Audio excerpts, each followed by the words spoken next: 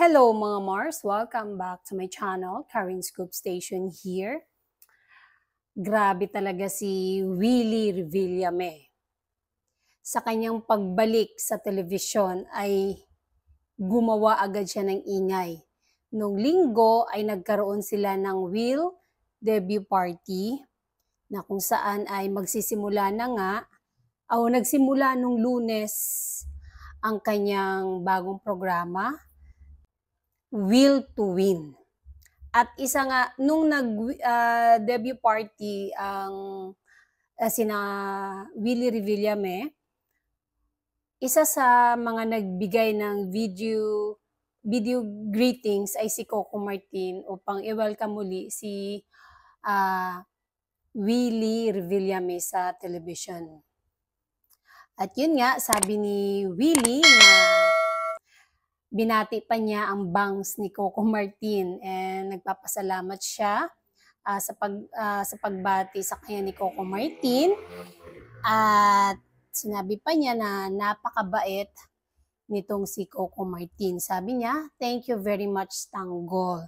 Thank you, Coco, sa pagbati mo. I like your bangs, ha. Sobrang bait tong si Coco Martin." Yun ang sabi ni Willie Revillame. Pero, sinundan pa ito ni Willie Revillame. Sabi niya, "Coco to Julia at sa mga anak nyo, pamilya mo, salamat Coco." Kaya naman talaga nagulantang muli ang social media mga Mars dahil itong yung nabasa ko na si Willie nga, talagang sinabi ni Willie ang pamilya ni Coco Martin dahil matagal na rin namang usapin yun na di umano 3 na ang anak ni Coco Martin and Julia Montes na hanggang ngayon ay hindi pa nila inaamin. Pero mismong galing sa bibig ni Willie Revillame na Coco to Julia at sa mga anak nyo. Sa mga anak nyo. Ayun. Tapos,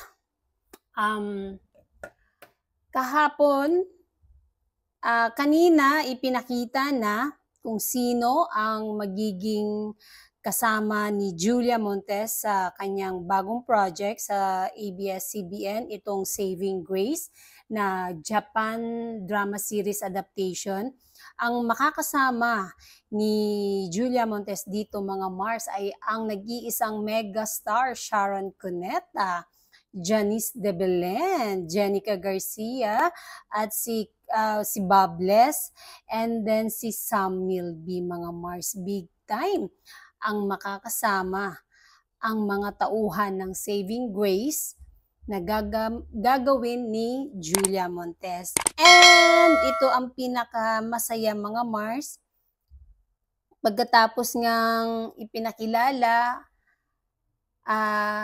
si Julia Montes muli sa comeback niya sa primetime bida ng ABS-CBN, ngayon naman mga Mars ay nag-vacation mode sina Coco Martin and Julia Montes mga Mars. At ito yung photo na isinare ni Coco Martin mismo sa kanyang Instagram account mga Mars na nakalagay pa dito kung saang airport sila.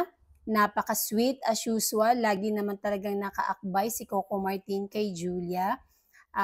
Nakapin yung airport, Doha Qatar International Airport. Ayan, siguro dahil magiging busy na nga si Julia Montes at nag-umpisa na rin nag-shooting si Julia Montes para sa kanyang Saving Grace.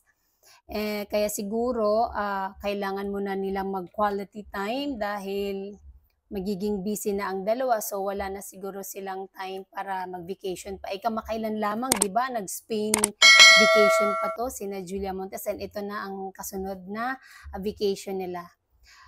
Hindi ko alam kung saan yung destination nila, pero nakapin lang kasi yung airport kung saan sila nagpa-picture. And that's it mga Mars. Thank you for watching this video. Please like, comment, share, and subscribe for more scoops. Bye!